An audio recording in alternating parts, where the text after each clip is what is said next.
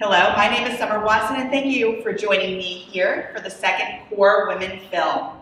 We have so many wonderful women who have joined me here in New York City today that are going to talk about their special journeys that they've created for themselves and the dreams that they're driving. So let's get right into talking about their journeys today, and thank you for watching.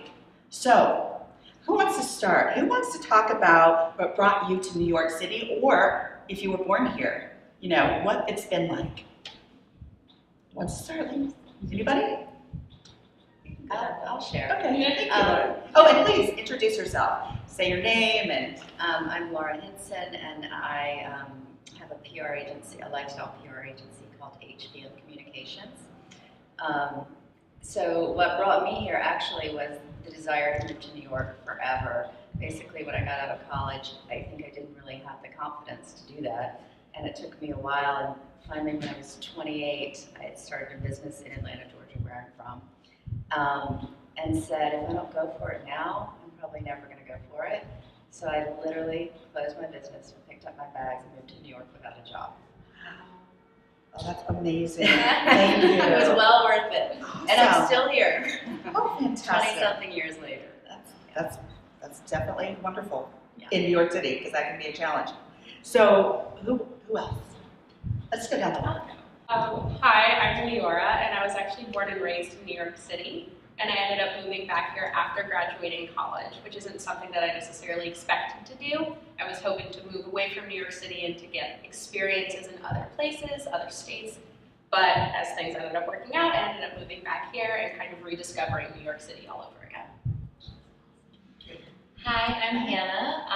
I actually wasn't planning on moving to New York. I graduated, I went to school in Colorado for acting, and I was planning on moving to LA because I grew up in Southern California, and so I figured I'm an actor, I'm gonna do the thing, so I might as well just stay in LA. But I did a summer program here called Springboard New York City through the American Theater Wing, which is an amazing program that sets you up for a great start in New York for a career in the arts. And I learned so much, and I made so many amazing friends, and in talking to them about where I wanted to move, they were all so enthusiastic about New York and how magical it is and amazing for hustling when you're young, and I was like, you know what, that's the kind of motivation and energy I want, so I'm just gonna do it. And then I bought my plane ticket. I didn't even tell my family, and I was going to crash on a friend's couch for a month, but I ended up finding accommodations, and it just sort of the universe brought everything together, and now I'm here, and I love it. Fantastic. It's awesome. Who'd like to go next? I'm Kseniya, and I came here from a different country. I came by student exchange program, and I so loved it here in New York. So I decided I didn't want to go back home. Oh, wow. Okay. I didn't finish college in my country, so I dropped out to come here. It's a journey. Yes, absolutely. I'm still figuring out what I want to do with my life. Thank you. Thank you for being here. So I'm Christine, and I'm originally from Southern California, but I moved to New York my senior year of college. I was at University of Washington because I got an internship with Marie Claire. So I started off working in the fashion department of the magazine, and then I kind of did a bunch of other different jobs working within PR and fashion and digital marketing. And now, 8 years later, fast forward, my best friend Audrey and I have a business together called Madison and Melrose, and it's a digital branding and content creation agency. So now you get to hear about her. So I'm from Memphis, Tennessee, and I moved here to get my master's in fashion photography. It was a very humbling experience. I was 22 years old, and I was the youngest of 12. Let's just say I learned a lot about what I did not know. But I'm still here almost 8 years later, and we have an amazing company, and I get to work with my best friend, and I get to tell other people's stories and help other women do the same. Fantastic. Thank you. I'm Anissa Felix. I came here when I graduated. I did the same springboard program that you did. And I wanted to be an actor on Broadway. And so I auditioned, I made connections with other women, and I'm sure we'll talk about this later, but every step of the way there was a woman who was there lifting me up and helping to open the door for me. Fantastic. And so I've been very fortunate, and I just finished my 3rd Broadway show, which was Summer the Donna Summer musical. Yeah. And now I'm here. I'm back here. I'm taking classes. I'm getting to be a student again, which is really fun. Very cool. Thank you. I'm Maggie Murphy, and I moved here from Virginia about a little over a year ago, and I moved here to pursue acting. I wasn't finding as much in the DC area as I would have liked or would have hoped, and I knew I always wanted to be in New York City, and my older sister was up here for about 11 years, so I got to visit her so much, and I kind of felt like it was my city too, even though I didn't live here. And I am actively pursuing that, but I've also dabbled in fashion a little bit and other creative mediums, and that's something that I really do love about New York is you're not confined to one box. Yes, I do consider myself an actor, but I also have been a stylist. I also have done like a little bit of content creation and done all of these things that I don't think I would have had the opportunity to do if I wasn't in New York. I'm Margaret. I went to school in Virginia for acting, and then I came to New York right after I graduated, also doing the Springboard NYC program. And I loved it so much. I was really riding on that energy that you talked about, the motivation and everyone's drive to really move to New York City immediately to get started and really use that education that they could just gotten. And so I went back home, and originally my plan was to save some money for like 6 months and be smart, and then move to New York in maybe December and the following year. But I went back home, and I did, like Maggie said, I didn't have too much going for me in DC. I was having some difficulty with my family, and so I decided to just actually cut ties and move to the city with a suitcase and $100 in my pocket. I'm not kidding. I just moved to the city, and I just made it work. I've been here ever since. I've been here for about 2.5 years, and I really call this my home. I'm totally set up. I'm comfortable here. I really feel like I have a family here, a family that I didn't really have back home in Virginia. Yeah, it's just, I've really had a fresh start here, and I'm feeling a lot more at peace. Fabulous. Thank you everybody for sharing that, your names, and where you've come from and what brought you to New York. One of the questions I'd like to ask is, and anybody feel free to answer this question, we don't have to go down the line or whatnot, but where'd you gain the courage? Where'd you find the courage to bring yourself to the city, or to, to stay here, or to move on and then come back? I have an answer. Yes, please. So when I was at University of Washington, I always, I knew I wanted to work in magazines. That was like my dream originally. I mean, that dream has since changed, but for 20, 21-year-old Christine, like that was it. And so I had an older sorority sister who had done an internship in New York the summer before with a now defunct men's fashion brand. And I remember we were sitting in the kitchen, and I was like, this is my dream to do it. And she's like, well, why don't you just apply? And I'm like, I don't know, like I have to move out to New York. And I mean, obviously that was my dream, but I was 20, so I was like, okay. And the thing she told me was, if you don't do it, someone else will. So we were in the kitchen, my sorority house. She's like, well, look at one of our sorority sisters. What if all of a sudden she got your dream internship? How would you feel? And I'd be like, I'd be happy for her, but at the same time, I'd be like, well, I want that. How did she get it? And she's like, well, the only difference between you and her, hypothetically, would be that she applied. So for me, that was really something that's always kind of stuck in my head, is the best advice I've ever received, is if you don't do it, someone else will. So if you look at the person next to you, and the only difference between you and them is that they actually applied themselves, that will really kick you in the ass and get you to do it. Right. So that's what we're here. Right, okay, Yeah. Exactly. So good words of wisdom. I mean, you got to drive your dream, right? So where did you find the courage? I think part for me was I'm capable. I know that I can do it. My late grandmother, she lost her arm very early on and raised 6 children. and she was a very major part of inspiration all throughout my life. Like, she had so much going against her, and she still was a successful businesswoman and raised 6 children by herself, essentially.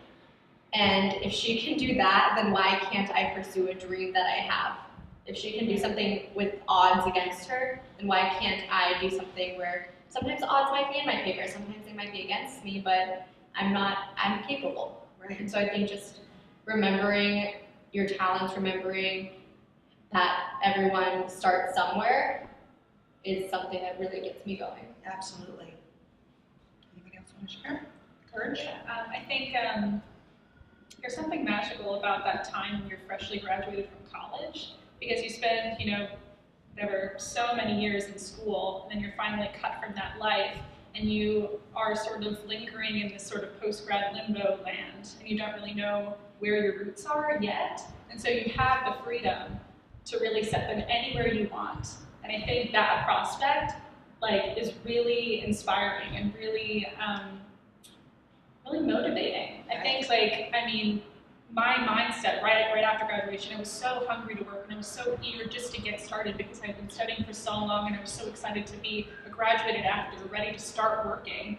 And so I thought, why not settle my roots where I ultimately want to be? Why not just go right now? And I think that sort of post-grad high really pushed me. I don't know if I would, I felt almost crazy with excitement, and I haven't felt that kind of excitement since, but there is something sort of magical about that post-grad mindset, if that makes sense. It does. It totally makes sense. Anybody else want to share? I had a professor that put up a flyer for a fashion photography program at the School of Visual Arts, and he put it in this classroom where I would have class every Wednesday or whatever day it was. And he knew that I'd see it. He didn't tell me about it, he didn't hand it to me, he just knew that I'd see it. And I saw it, and then I applied. And then later he was like, did you see that flyer? And I was like, yeah, I applied. And he believed in me enough to put that up, and then I put myself out in the world, and I just said, I really want to, I don't want to be a big fish in a small pond. I feel like if you're the best person in the room, then you're not going to learn anything. So I think it's really, really important to always surround yourself with people that are bettering themselves and know more than you do, because you're always learning, you always have a new destination, and that's okay. And it's also okay to not be okay, and it's also okay to have those times of doubt when you just I don't know anymore.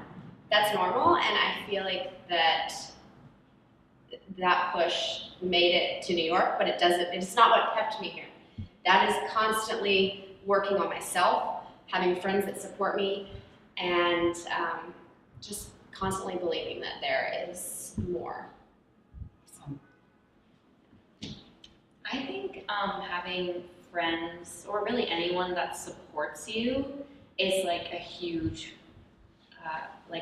affirmation for affirming taking your next step, because for me, I don't think I would have moved here if it hadn't been for the friends I met over the summer that were what do you have to lose, even if you show up with no money and nowhere to live, we're here, you can crash on my couch, you can, I'll take you out, whatever, having people who are gonna be there for you when you know you're taking a huge risk is a huge source of courage, I think. And also letting go of the idea that you have to be ready to go, or ready to do it. It's you're never gonna feel 100% ready to do anything. So maybe you do, good for you. For me at least, I was I do not feel ready for this. I'm about to go max out my credit cards, But I think letting go of the idea that you have to be fully prepared when you don't. Just go, do it, and everything. What's the worst that can happen? If anything, you go back home, you say you tried, and then you can try again. But I think definitely letting go of how things should be, and also having friends that support you, were a huge source of courage for me personally. Would anybody else like to share about how they gained the courage to come to New York? I had a professor in college, and she moved to New York City several years before me. And when I came here as a tourist, we had a conversation here, and I said that I want to move here as well. And she said, but I had doubts, of course. And she said that if you do want to live here, why do you have to stretch the time? Why do you wait? Like, just do it as early as possible, and everything will come. Right. Sooner. Fabulous. She was a big inspiration. Sounds like she really supported you. Yeah, and encouraged you. Anybody else? Courage? So for me, it was kind of a different story, whereas as opposed to kind of being like, okay, well, like I've always wanted to go to New York, like it's now or never. For me, it was like, well, I graduated, and the easiest thing to do is just go straight back, and to just go back to kind of what I know and to my comfort zone. And it was like, okay, well, it's now or never to try to postpone that as much as I can and push myself to grow as much as I can. So that when I come back, I know I'm ready to tackle anything else that comes my way, and I know that I'm not just kind of the same person who came back, that I'm pushing myself to be like the next version of myself. So I graduated, and I took a backpack, and I backpacked around for like 2.5 months. I went by myself. I just kind of hopped on a bunch of different trains, stayed in a bunch of different hostels. And for me, it was like, that was a really challenging experience, because there were a lot of times where I was like, wow, I didn't know I could feel this lonely. Or wow, I didn't know I could be surrounded by so much love by people who I just met yesterday. And so finding those highs and those lows and continuing to remind myself that there was a reason that I was so far away from home, there was a reason that I was still going. By the time that trip ended, I was like, okay, now I'm ready to come back. It wasn't just that it was what was gonna happen, it felt more like my choice, and it felt like I was excited about the next step. And I loved when we talked, we had a conversation, I have had a conversation with most of these women prior to sitting here today. And I love what you said before, where people would ask you, what is it like being from New York? And she said, like, I don't necessarily know how to answer that because it's all I know. People are like, oh, you grew up in New York City, like that's crazy, like what's that like? And I'm like, well, you grew up in a house and you had a backyard, and I don't know what that's like at all. I grew up in an apartment. The closest thing I had to a backyard was the park down the street. And so for me, it was really important to go out and kind of remind myself that most people didn't grow up in a big city, especially somewhere like New York, and most people didn't necessarily have the experience, and to kind of remind myself why New York was a special place, and to kind of get more in touch with why so many people want to move here, and kind of remind myself of the magic of it in a way. Right, awesome, thank you so much. Because I think it took a lot of courage for you too, to get up and go and leave New York and travel for 2.5 months by yourself, by yourself. That's courage, you know? So I also want to know, because we had an opportunity to chat as well, and you said you came here at 28? 28. So that also took courage at a different time in your life. I think what it was, I mean, in truth, I had lived a couple of different places beforehand. I went to college, I graduated, didn't really know what I wanted to do. It was New York, Paris, or Aspen. I had some friends moving to Aspen. Okay. So I got hung up there for a little while, and then decided it was time to move on. And I did move back to Atlanta, but again, I'd always had this desire to move to New York and really find out what it was and what it was like. And again, I think for me, I actually was fortunate. My mother, had always really elevated me and told me I could do whatever I wanted. So that, in between her and friends who were in New York, encouraged me to make that move since I've talked about it so much. And again, just kind of coming to a full circle and saying, I'm going to do it. Because if I keep waiting, if you keep hesitating, you lose opportunities left and right. So sometimes you just have to go for it. Absolutely. So it's just in what we've heard, there's so much courage here and so many journeys already. So let me ask you, because when I got into this business of core women, one of the things I did as a researcher was to make sure I did a survey to understand women better. Yes, I'm a woman, but what do we need? What do we have? What are we getting? Where are we finding support, right? And so I did need a few numbers. So some of the things that I found were, I asked women, if you go out and you're working, where are you finding your mentorship from a woman? And 40% of those women said no. When you go into a social setting, do you feel embraced by other women? And approximately 37% of those women said no. And to me, when I did that survey and I found those numbers, I saw those numbers, I thought, we can do better than this. We can do better than this. What is keeping us from supporting one another? And I truly believe, a friend of mine said, a rose or flower is beautiful alone, but together we make a bouquet. And I'm like, oh my gosh, that is so awesome, right? And that is so true. And yes, we can have our struggles. And yes, we can work in difficult situations where somebody's trying to get, move their way up. But how can we support one another? So my question to you is, with that information and, knowing your own journeys, what struggles have you had, one? How have you overcome those? And have you found support in women? I know that's a three-part question, right? So who wants to go? Who wants to talk about that? Like I said earlier, I credit the beginning of my career, and I'm still in the beginning of my career, to a whole host of great women, and I will name names because these women deserve it. So I actually got my first survival job here through Craigslist. A woman who was looking for a personal assistant to help her with her small business, and so I made up a resume and I submitted it, and I got the job, and I ended up. After working for her for a week and a half, she asked me, well, why are you here? Why are you in New York? And I told her I wanted to be an actor. And she said, oh, that's funny you say that because I'm an actor. Let me introduce you to a few people. So her name's Annalise Jensen. And that's Annalise. Annalise Jensen. So she introduced me to a woman named Jen Waldman, who is a director and owns her own acting studio. And after working for her as a babysitter, in a completely non-related job, she asked me if I could audition for one of her shows, and I booked my first equity gig from Jen. And then I came back from that gig, and Jen referred me to a woman named Shelley, who, wanted me to work as a receptionist in her husband's company.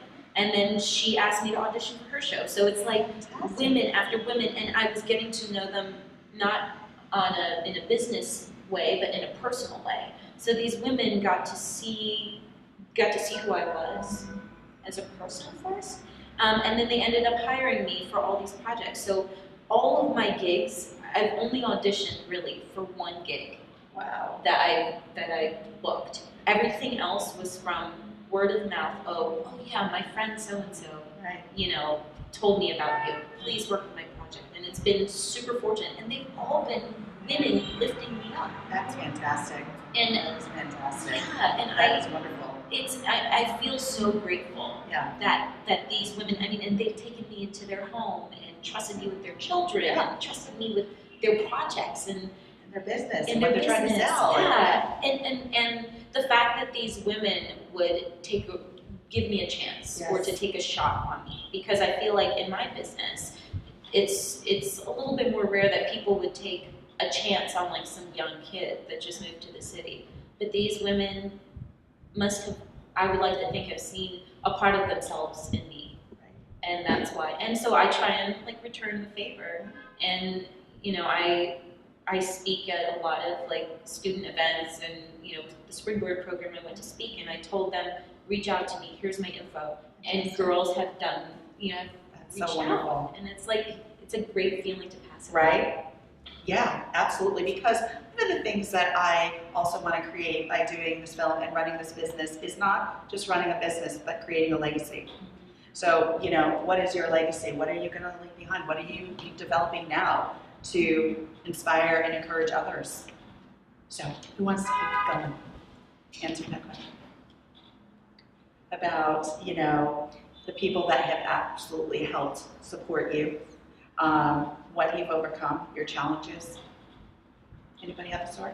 I think specifically female teachers that I've had. I am like I admire teachers so much. I think they're amazing. Like, what a way to serve humanity is to teach the youth. Like, I think that is so amazing. And the female professors that I had in college and the female teachers that I had throughout high school and, like, you know, even elementary school, like, they have all been such amazing role models to me. And specifically in college, like, the teachers that I remember believed in me so much, or were always there with an open door whenever I needed support or encouragement, or even like financial advice, or like, you know, what do I do about this boy? You know, just like dumb things like that. But like the female teachers that I've had have been such a strong support system for me, and really encouraged and empowered me throughout my whole life, and especially in those formative years of college.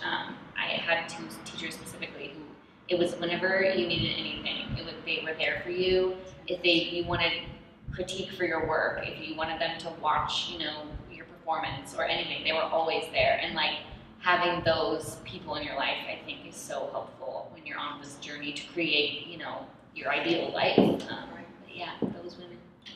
Thank you for that, because you're absolutely right. So who else has encountered maybe a challenge that they've been able to overcome, and where did you find your support system? I think that there's like, what challenge hasn't happened? It's kind of hard to start with just one. Here's a list. No, I mean, New York is just, it's a very, very difficult place to live and survive in whatever it is that you're doing. But it is true, I hate the saying, but if you can make it here, you can actually make it anywhere. I've been through divorce right after, about 3 years after moving here. I moved here married, which was really not something that I guess was very easy to do and manage. But I got through that with friends like Christine, who would, you know, show up in the middle of the night with food. Or wine, mostly wine. Lots of wine. You know, there's been a lot of setbacks in, like, you know, I had a photo studio, and I was shooting for Vogue, and I was shooting for Forbes, and I was shooting for all these places, but at the end of the day, like, I wasn't making any money because editorials don't pay. And I didn't know what I was going to do. So I moved from that studio into a, like, 20 by 20 apartment after, like, having really nice apartments for 4 years. And then I moved out of that, and now we live in a 2-bedroom, 2-bath apartment overlooking the Empire State Building. So, I mean, I just Lots feel of like ups and downs. Ups and downs. I mean, Yeah. if you think that it's all going to be like this, you are out of your mind. Literally. I mean, I feel like, I mean, you always, and we try to give back too, and try to be there for anyone else that's going through things. We actually have people staying on our couch right now from Austin, Texas, that we believe in. Like, there's these fashion, like, and videographer team, like, they're just amazing. And I think that you should always give back, because I had a lot of people that helped me and supported me, including my family, who's been, like, amazing. That's great. But always give back, because it will come back to you, for sure. Absolutely. Anybody else? Well, I was just going to add, I mean, the one challenge, I think that it's not just women, it's everybody, and it's not just professional women, is balance. Oh, absolutely. And trying to figure that out. And to Audrey's point, I mean, the idea of the ebb and the flow and riding the wave, and, you know, that all exists. And I think, I know for me at least, since I've been here, again, 20-something years, I'm a little older than most people here, you know, finding kind of my tribe was really essential. I'm a single mom with an 8-year-old son, and I work like crazy. So, you know, balance is hard, but it's very manageable when you have your support system that you create. And we can create that as women, and it's generally with other women. Right. And that support system does evolve, it changes, and again, like your tribe, people kind of come and go, but you really set yourself up with people who are going to support and elevate you and be there for you when you need them, because it's not always easy. Absolutely. You're absolutely right about that. And that is also a reason why I call this core, because you have a core group, and many of us, you know, don't have a core group. And the tagline for this company is also a unique home for the hearts and souls of women. And I say that because there is an ebb and flow in your life. We all go through these different journeys.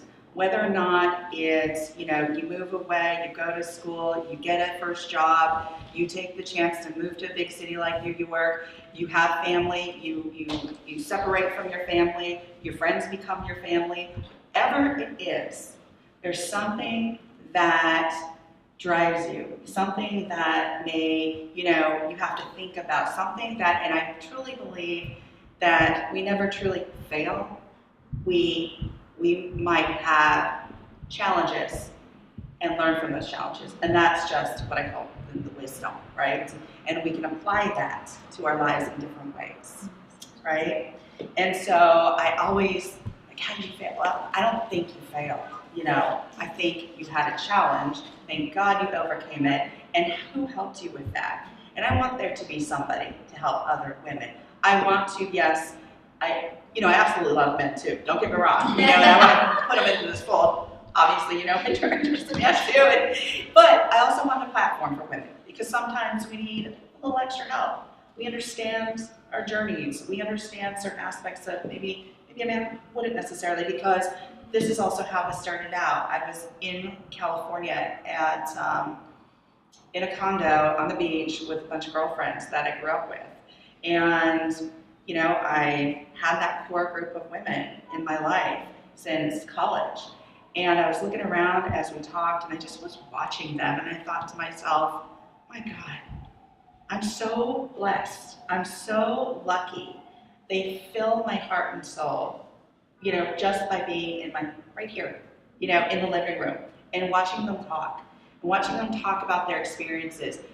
We don't have to be doing anything spectacular. You don't have to be doing anything phenomenal to be wonderful, and to add something to my soul. And that's why another reason for core women. So I was looking at them and I thought, yeah, that's what I'm gonna do. I'm gonna create something for the hearts and souls of women.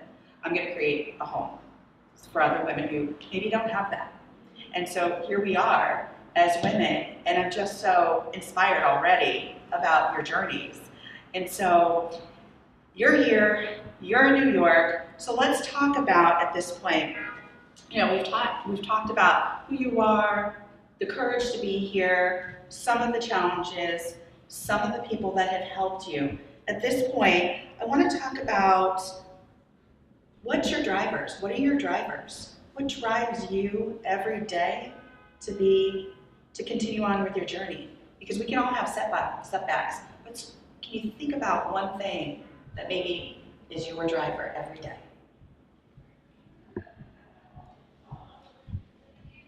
Something that I have been trying to focus on is, what do I want to leave here on this earth? What do I want to leave behind? And to work towards that every single day. Because I truly believe we are here to make something better, something happen. And if you don't pursue that every single day, then you're just living. You're not moving towards anything. Thank you. Anybody else want to talk about a driver? Okay. I think it's about enabling other people to be the best version of themselves by being whatever it is that I am, through my art, through what I have to say online like as an influencer, or just talking about real things and being real. Because it is really, really hard as a woman in this world, and it is really lonely. And I feel that's something that we really strive to do with our business. Not that we aren't like for men as well, but it is really, really about inclusive content and about making a difference and about changing the way that everybody sees things in the world. Because I feel like the world definitely needs to change. Right. Thank you. A big thing for me is my grandmother, actually. She and I are very similar in a lot of ways. We both went to the same high school, actually. She went I went to a high school called LaGuardia, which is a performing arts high school, but she went to it back when it was still music and art and performing arts, and they were two separate schools, and she used to take the train for like an hour every day to get to music and art and to study piano. But because, she was a woman in the late 30s, those opportunities, it was like, it was nice that she could play the piano, but, it was nice that she wanted to teach, it was nice that she wanted to get a job, but, she, went to college and immediately got married and, within a few years had a couple of kids, and she was only like 22, and looking at her and just, the drive and passion that she had and the lack of opportunity and the lack of support from her family, but just from like culture in general to really go for what she wanted. The fact that she sees so much of herself in me, like I owe it to her to push as much as I can, to try to achieve as much as I can, because I have these opportunities and I have a world that even sometimes, though it doesn't seem like it, is more open to me going for what I want and does have more opportunities for women in a lot of ways. And so when she's proud of me, when she's excited about projects that I'm going for, it just means the world to me because I feel like I'm doing something right. Absolutely. Thank you. Anybody else want to share something that really, that they're passionate about and that drives them? What is that driver? Will you get up and say, yeah, I've still got this in me that's going to make me get up and do this?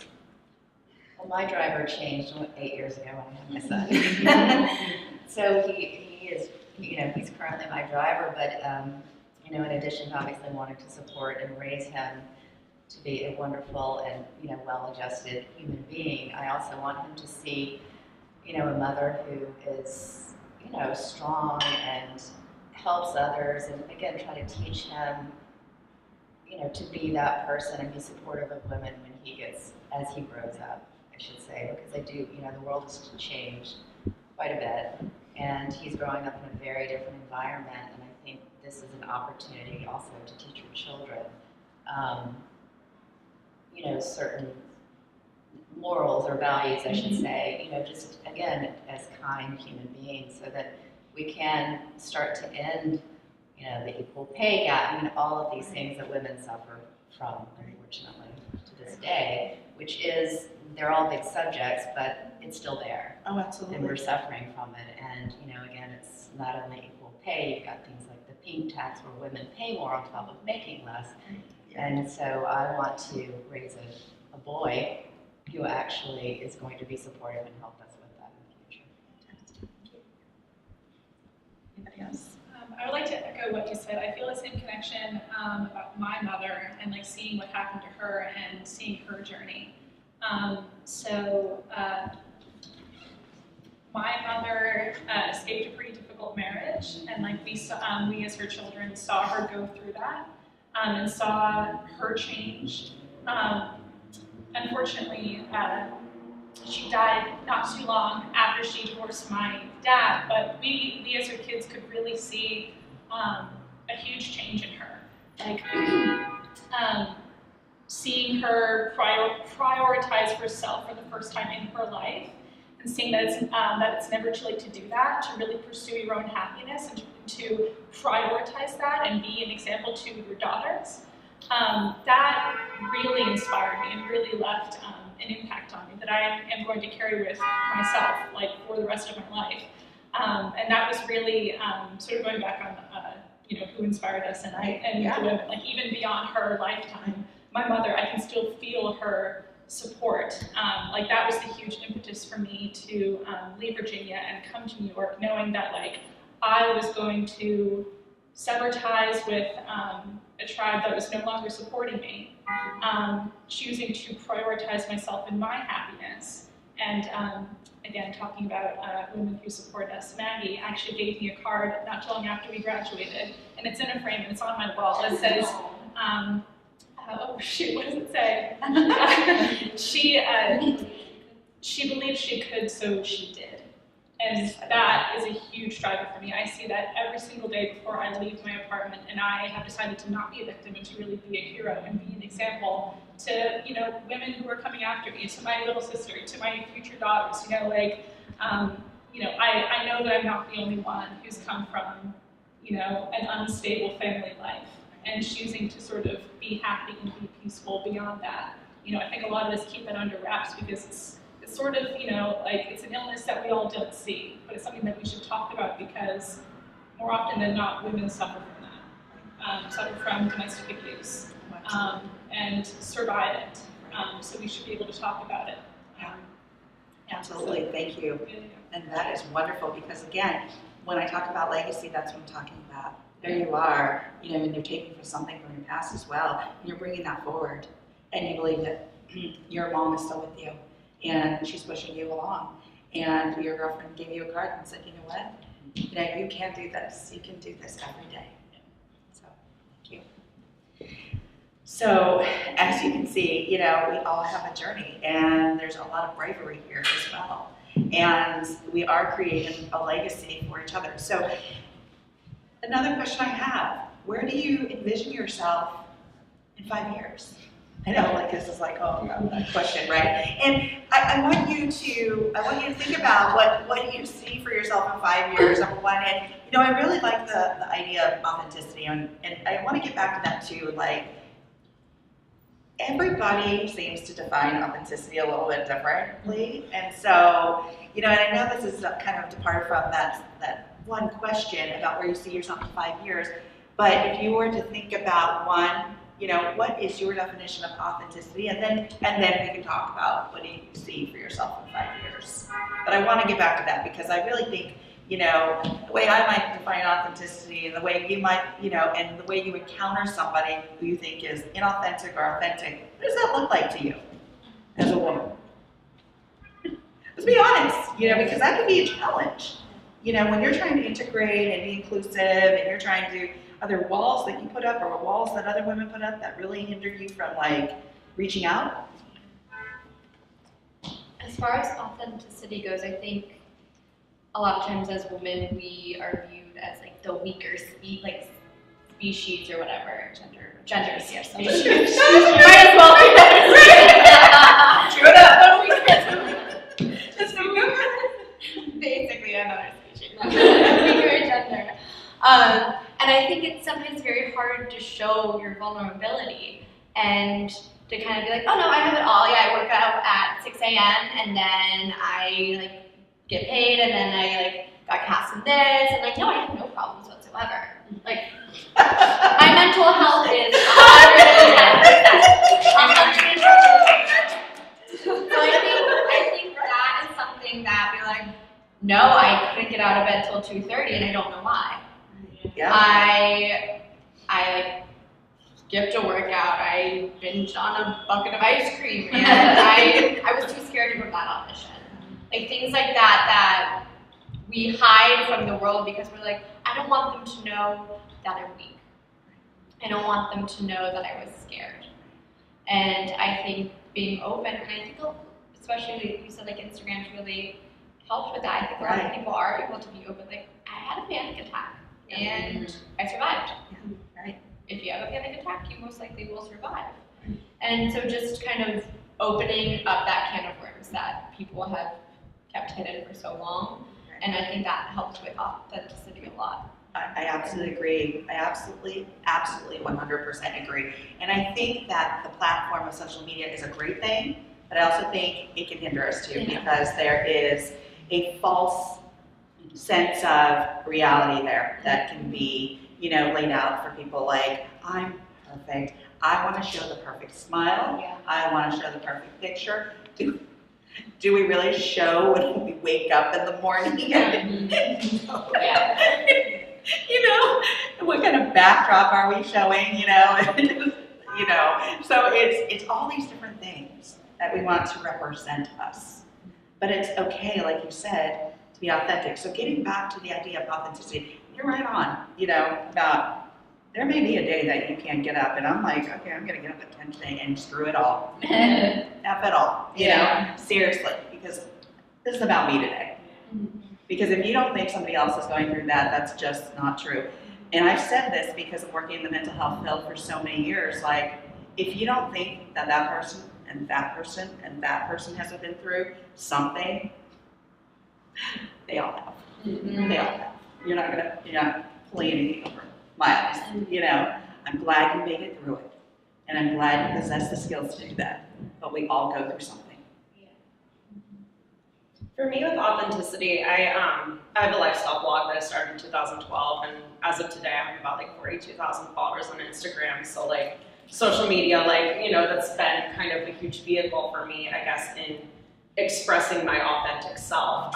You know, when I started my blog, I started it as a fashion blog, and so it's just like, you know, it was a lot thinner, and it was like, oh, look at my this, look at my that, look at this show, I'm at that show. But then, like, it wasn't really until my life fell apart that, you know, like, my blog ended up taking off, because I kind of found strength within that community, being able to be authentic. Just for some background, like, I've struggled with mental health issues since I was 10 years old, so it's been, you know, an 18-year-long battle with different medications and different types of therapy. And as a result of that, I ended up gaining about like 60 to 70 pounds. So my body changed, my followers saw my body change. And I think for me with authenticity, it ended up in like kind of a roundabout way. Because it was like, okay, obviously something's happening and I'm just gonna be an asshole, I'm gonna beat people to the punch. And if I like am the one who's saying everything, you can't say shit, sorry. You can't say shit to me, I don't already know. Right. And I think that was super empowering in a way, because so often, you know, when you have a mental health issue, there's so much stigma and so much shame about it that it's some kind of downfall of like you and your character as a person. But really, you know, the thing is, it's just like if someone, you know, breaks their ankle, you're not gonna be like, oh, shame on you, unless it's maybe something really wild, I guess. Maybe it's not the best analogy. But, you know, it's just the same as having, you know, like any other kind of illness. It's not your fault, but, you know, it's your responsibility to decide if you want to get better or not and if you want to treat it. And for me, it became extremely empowering, kind of putting it ahead of myself and being like, this is who I am, this is what I'm going through. If you don't like it, you don't like it, that's fine. And as a result, you know, a lot of other people can relate. You know, everyone goes through things. So Absolutely. I think it's very powerful. Absolutely. A really funny little story. So I'm talking to a publisher because I'm also writing a book and I actually got a publishing deal. Yay. So exciting. So that should be coming out in July or August. I think you'll find out the title very amusing. Because it does include the F word. So excuse me, but it actually is a very interesting self-help book. So the publisher, you know, he was talking to me and he said, you know, I didn't need anybody to publish my book. He started out as a graphic designer and he said, I don't need anybody. So years ago, he's like, I decided I was gonna publish my own book and I came from this arena and I'm gonna bring that forward and create my own publishing company, right? And he said, you know, he's had bipolar disorder for years. And he said, every time he gets in front of MDs, physicians, clinicians, he starts out by saying, okay, I just want to tell you all that I've been off my medication for 2 weeks, that if I start like with pressured speech and I do this, and I said, I bet it's so interesting being in front of that audience and watching those faces and those clinicians go, right? And he said, and then I say, I'm just kidding, I'm on my meds. Right? And I was like, oh, you know, because, you know, in our head, we start going through, as clinicians, we start going through this maze of questions that we're going to ask and how that equation looks and, you know, and how we're going to start helping that person, you know. But you made a very valid point here that it has to do with, one, how are you going to help yourself? But sometimes we don't know, you know, who's going to help us, how we're going to help ourselves, or those steps to help ourselves. So sometimes we need to be able to trust others. And that's why a lot of times I ask the question, how do you know? How do you interpret somebody's authenticity? And how do you, you know, how do you show authenticity? Because it is important. It is important to feel embraced or to be able to embrace others. But how do we do that? How do each of us do that? Anybody? The authenticity? I think empathy and understanding is really important. Yeah, I mean, there's not much more that I can say about that, but just like, just being understanding. For me, at least, if I notice someone's coming off as what I would consider inauthentic, understanding that maybe it's not their intention, or maybe they're scared. There's always like a deeper, you know, maybe it's fear, maybe it's their shame, maybe it's their guilt, whatever. But like, coming from a place of empathy and understanding instead of immediately, you know, assigning a negative narrative to that situation, like they're out to get me or they're like whatever. But like if I interpret something as an inauthentic, coming from a place of, okay, step back, like maybe it's not what it seems, and that's a way that I can, you know, be vulnerable with someone else. Sure. Me. Absolutely. Totally true. Anybody else?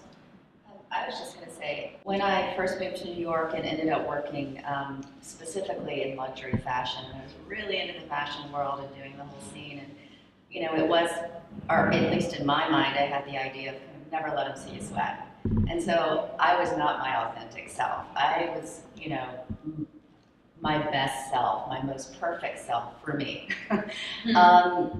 And it took a long time to kind of get away from that, almost not out of that world, because I still do work in fashion and luxury and other in lifestyle PR. But what I did discover along the way was, once I evolved to a place where I was definitely more comfortable in my own skin, if you want to put it that way, and I could be my most authentic or true self, it opened so many doors. It opened up my tribe. I mean, for me, I feel like the diversity of your tribe is really important too. I had a very tight group, but one day I woke up and realized I didn't have a girlfriend I could call to go meet me on the corner, like at the diner, with no makeup on, and just have breakfast. It was like I needed to doll up, put on my outfit, and go to like the cool restaurant of the moment.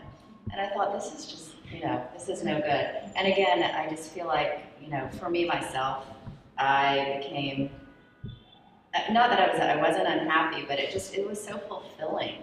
And again, it opens doors, and people want to see who you are, and that's how it should be. Absolutely. You know? I fully agree. You know, to be able to really like undress yourself, so to speak, you know, and really show who you are. And that can be challenging, you know, because, you know, we go through these stages of our lives, and not only do we change, you know, emotionally, right, from childhood to adolescence to, I mean, it's a physiological thing that we're going through, right? So we're having to deal with that. And then we're having to deal with, okay, finding friends.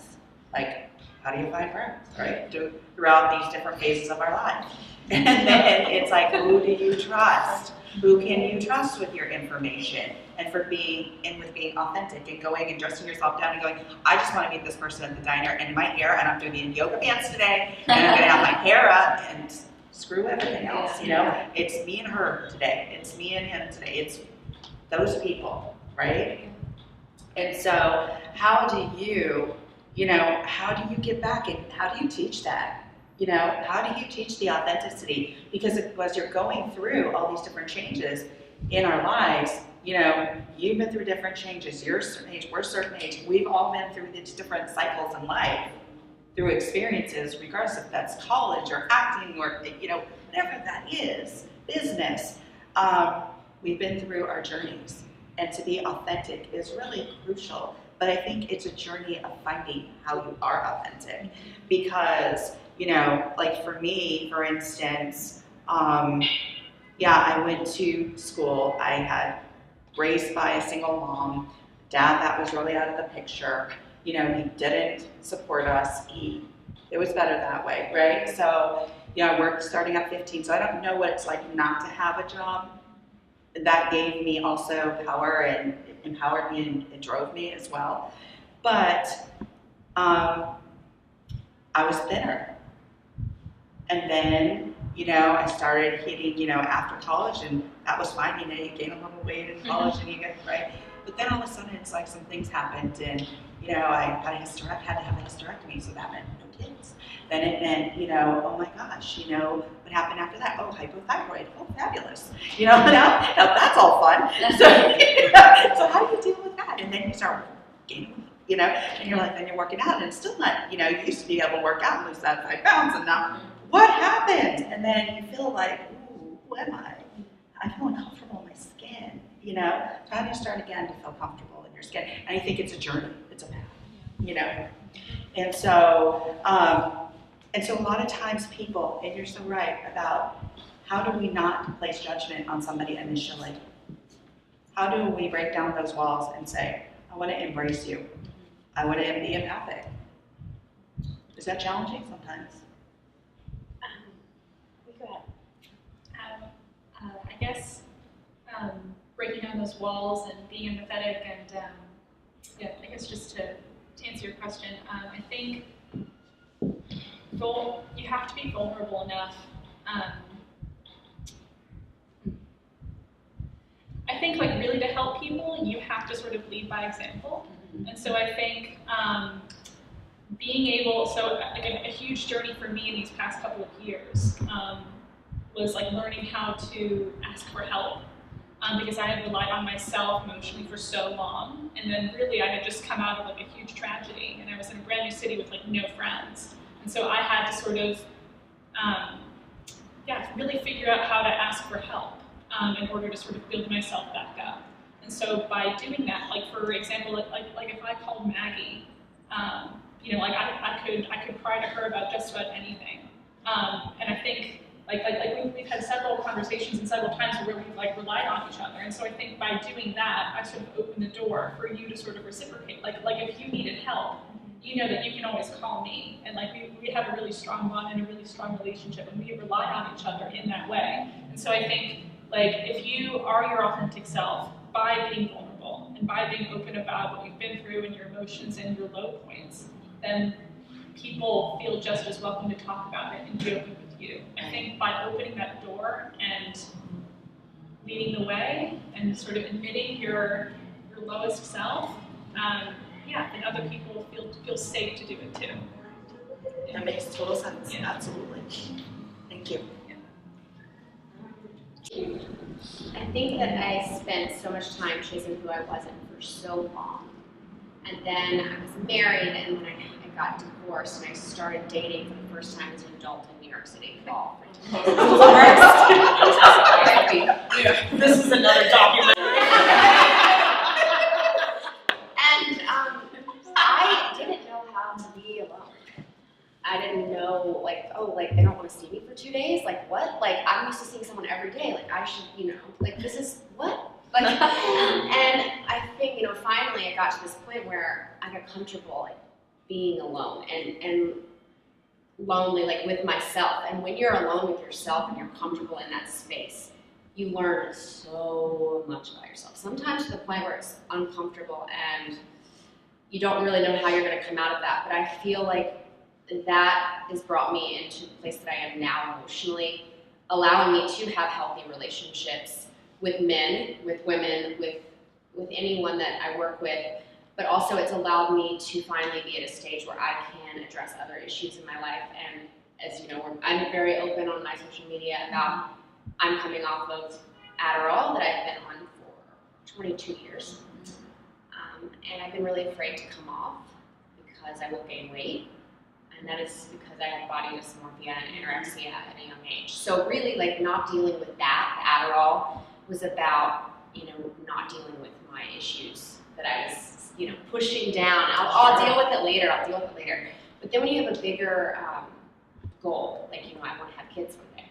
I can't be on anything.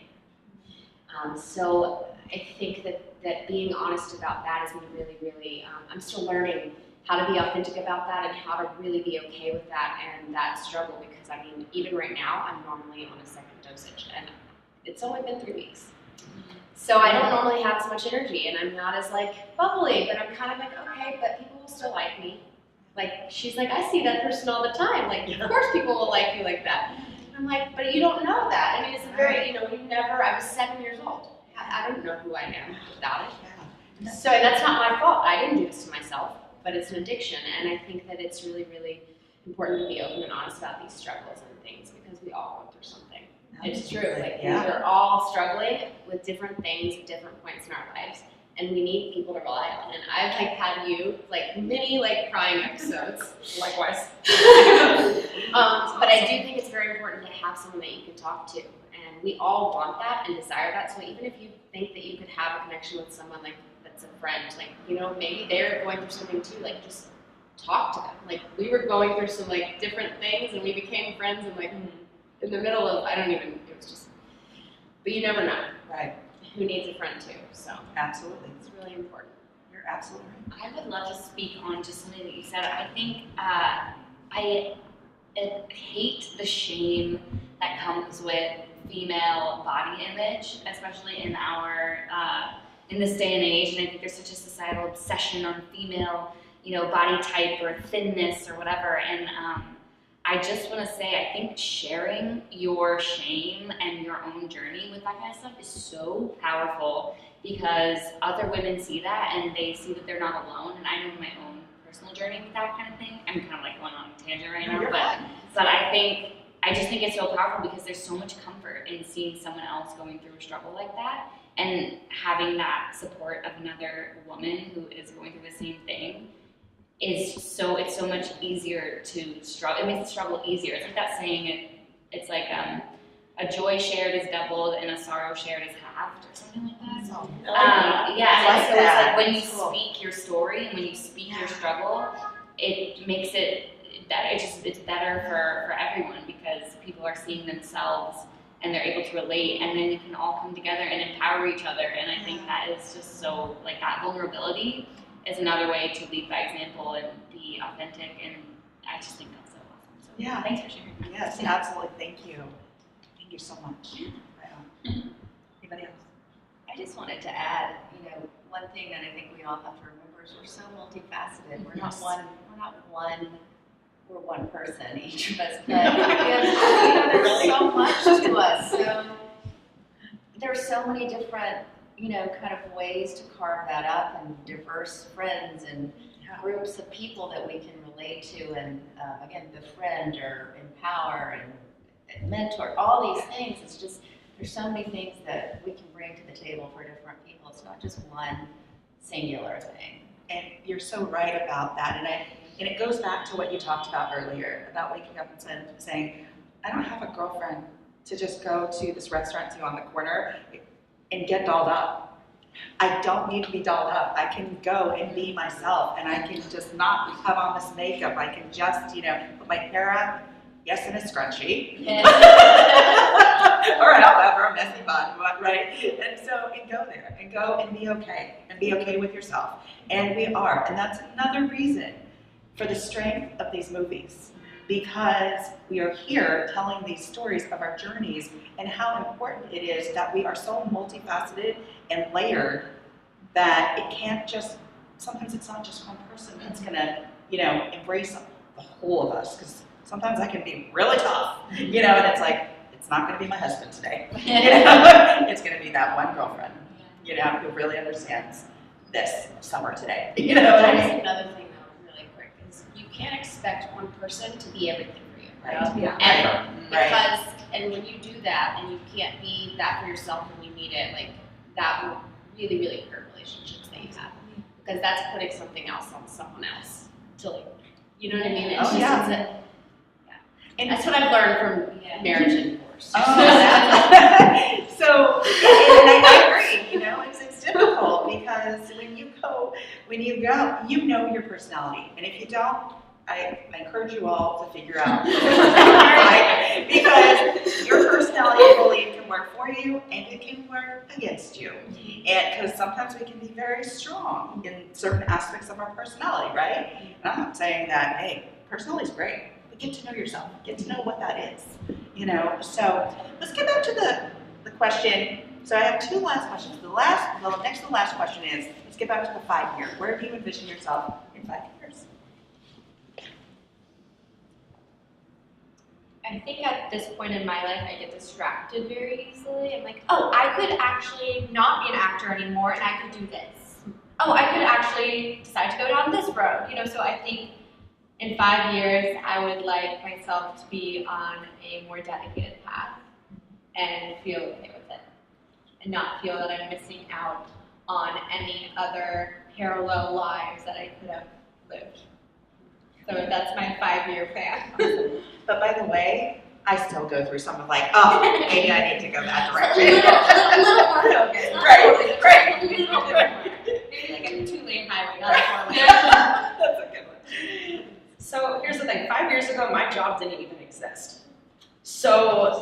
one thing I've learned kind of through being within the digital industry for, you know, the past 10 years, whether it was within fashion or within beauty or within just kind of general, like having a marketing agency, is that you just really need to be open. And I think that, I mean, it's good to have specific goals, of course, and not just kind of like flounder through life doing whatever. But I think the most important thing is really being receptive to what comes your way, because if you get so focused on one particular thing, you miss a lot of things that are around you that can end up being really good things. True that. But I'd like to foster a lot of cats. I think it's definitely something that will happen within the next 5 years. So What did you always say, like, your dream job probably doesn't exist. yet, so learn on finding your purpose. Yeah, you should know your purpose. Ah, very nice. Very nice.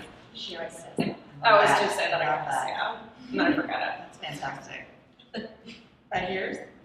I mean, I Thoughts? hope that whatever I'm doing, even if it's, you know, something that doesn't exist or something that I haven't imagined yet, I'm still passionate about it. And I'm still doing something that I really love, and that I haven't settled for something just because it's easy or just because it would be more comfortable.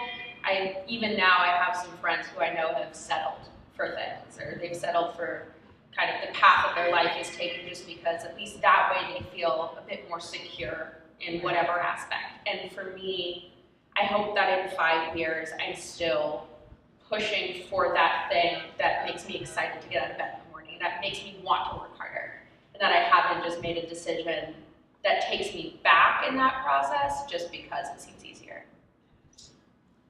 Fantastic. 5 years. It can be a theory, it can be a vision, it can be a... Okay.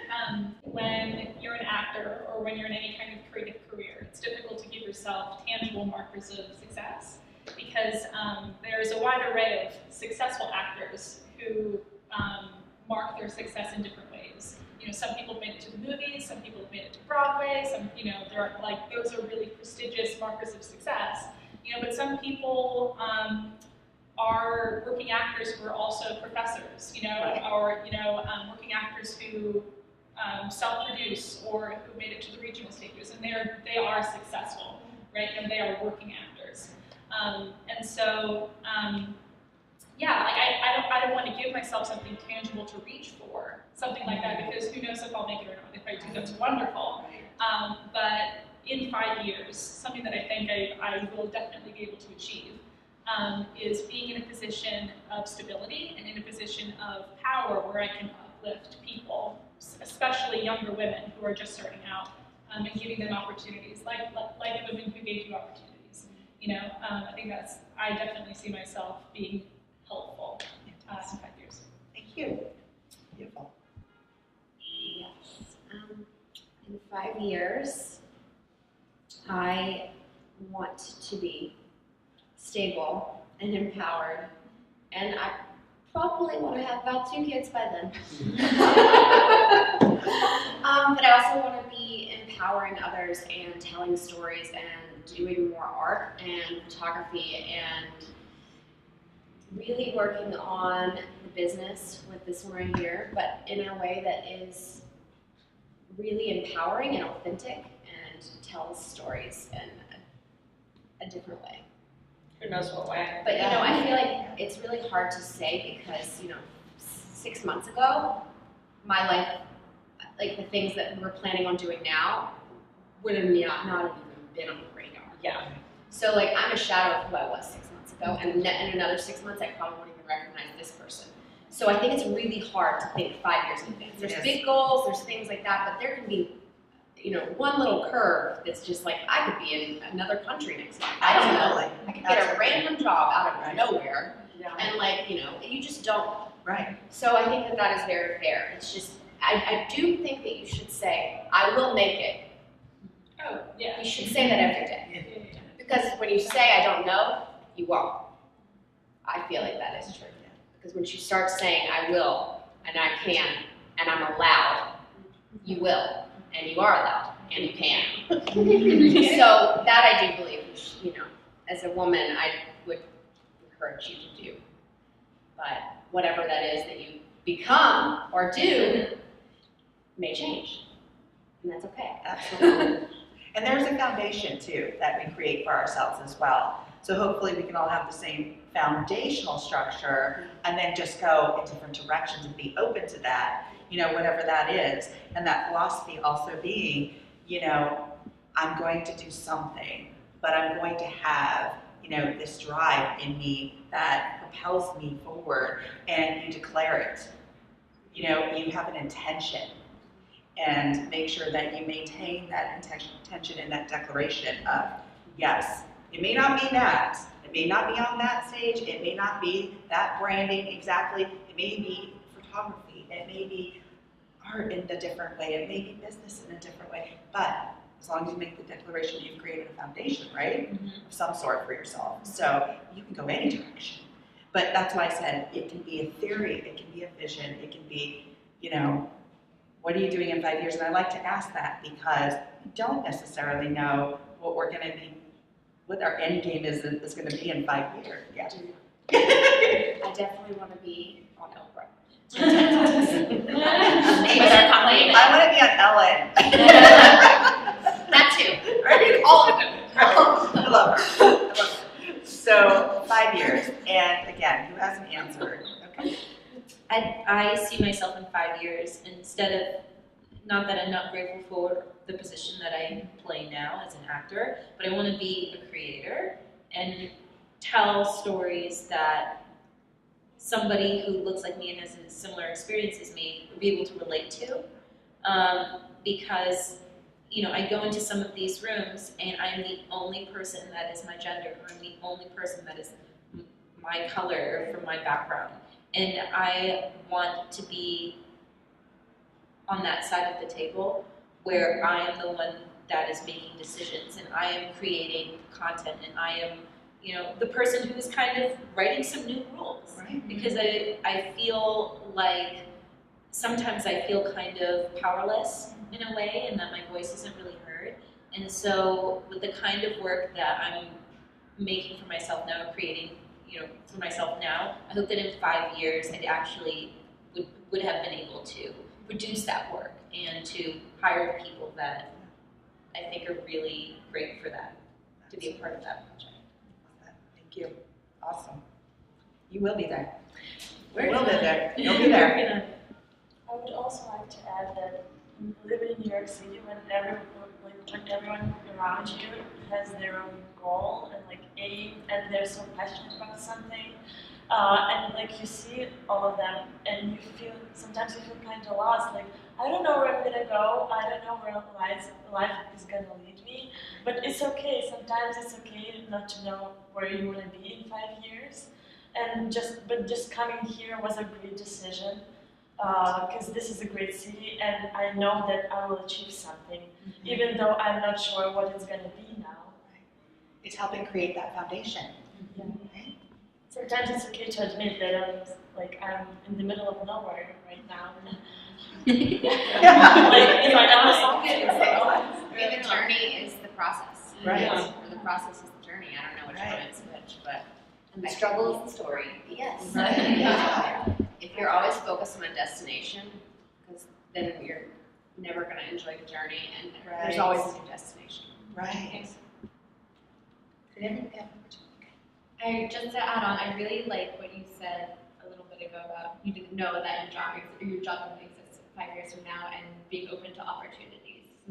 Even though I do want to be a little bit more focused, because sometimes I feel like I'm too open to different opportunities, I think that is super important to never lose, because you need to be a yes person, not a no person, because the more you say yes, the more people will ask you to be involved. A lot of people come up to you, and it evolves an entire world that you didn't even know existed. So I think finding that world is a big part of the journey. I have to piggyback on that. Thank you for saying yes to this this film, because I think it's so rich. All the information is so rich and so important, and you have so much to offer. And our journeys, our struggles, our challenges, our enlightenment, you have that to offer. And so thank you. So thank you for saying yes to this. So my last question, did everybody get the opportunity to answer the 5-year? Mine's I just want to be doing what I love and serving my community that way. But I'm not a huge fan of like expectations. Like I think I want to be present and I want to say yes to things that bring me joy and opportunities where I can serve others. Like that's what I'm passionate about. And so as long as I'm doing that and I'm grateful for the present moment, that's what I want to be in 5 years and forever. So. Okay, last question. If you were to leave the viewers with some words of wisdom today, words, what would they be?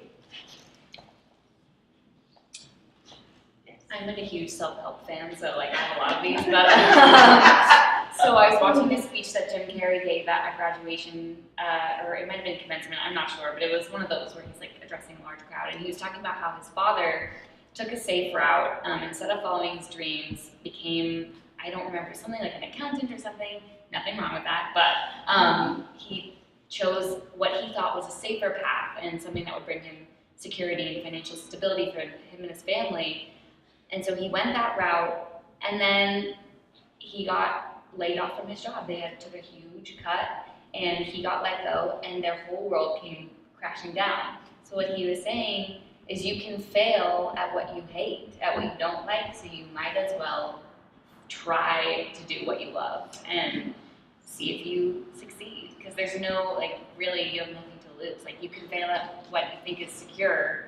Like, security is a myth. Like, you know, everything can change. You could, you know, we could drop dead tomorrow. Like, I know it's kind of morbid, but, you know, we might as well give it a shot because you never know what's going to happen. So, True that. It's follow your bliss. It's kind of an illusion sometimes, right? Yeah. So it's like, you know, when you look out in the distance and you see that water, you know, and it's not real, you go out there and you're like, there's no water here. Yeah. You know, so things can change. So, all right, let's go on. I would say, know your worth, find your passion, don't hesitate, but always be nimble. That's my advice. I think finding value from within instead of having external like mile markers. Those are probably helpful in like determining your path, but to always find value from the inside, and also to know that you are enough. Even if you feel like you're going through a transformation right now and you're working on becoming a better person, where you are right now and who you are right now is enough. So don't give up on doing the work, the internal work, but also know that just no matter where you are in the process of self-actualization, self-realization, you are still enough. Nice. Excellent. Thank you. Another one that's kind of similar is why not you? Why not you? Someone has to do something, so why not you? Kind of like what you were saying earlier. You know, like if you don't apply, somebody else will. Where's the wisdom? I mean, we have a friend who keeps saying this over and over. I don't remember who said it originally, but fear is false evidence appearing real. I think that's a very good one. I think it's a like tide raises all ships. It's kind of like when I feel like there's so often, especially in New York, this huge fear of, oh, someone's taking my spotlight, or they're doing well, so like no one's going to notice me. But really, the truth is, if you empower those around you, all the ships rise at the same time. There's really enough success and enough money and enough recognition for everyone. So I think that that's really important, and you're a lot happier too when you're happy for other people. So true. Very true. Words of wisdom. I would say, I guess sort of harkening back to my moving here and everything.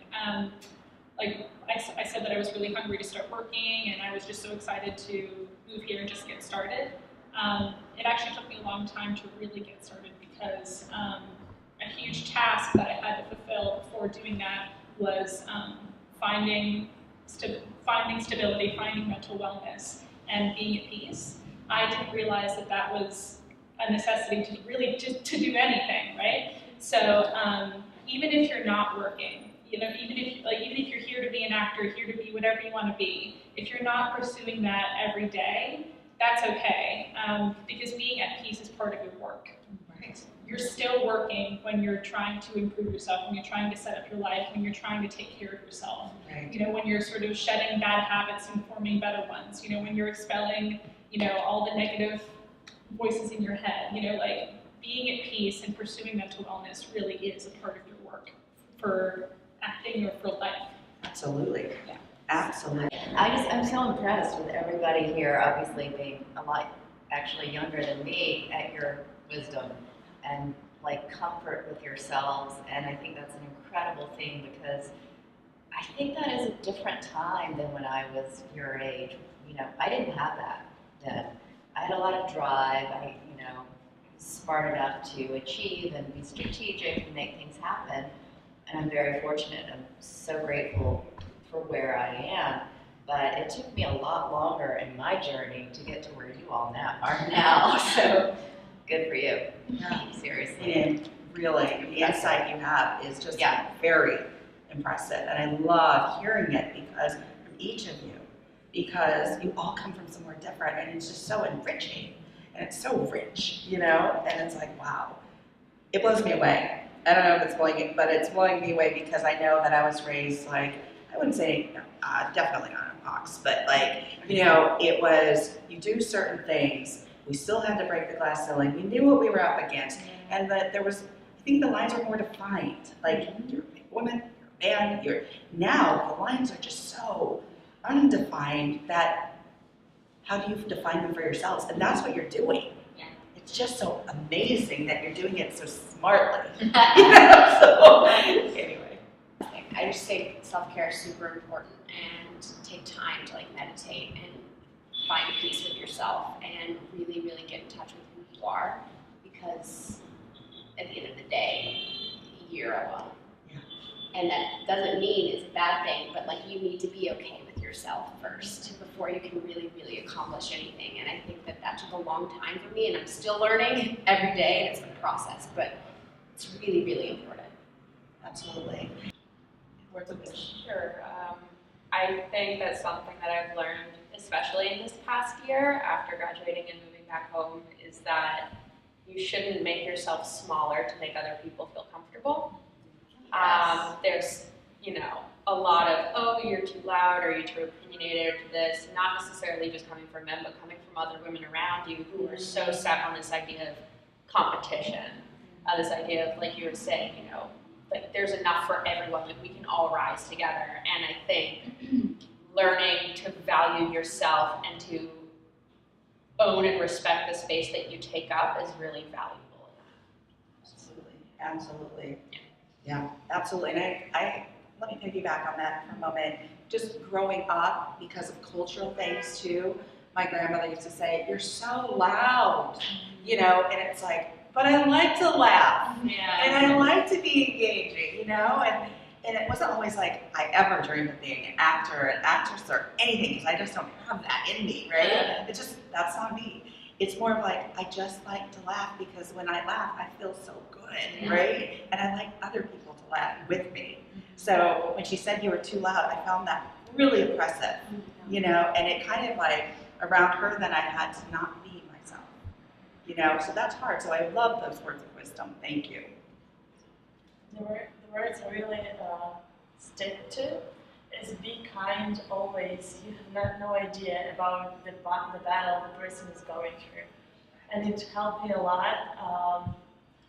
Like sometimes I experienced kindness from people in the places I didn't expect it to happen, and it really helped me a lot. And I just think that it's really important to be kind and just empower other women and embrace each other.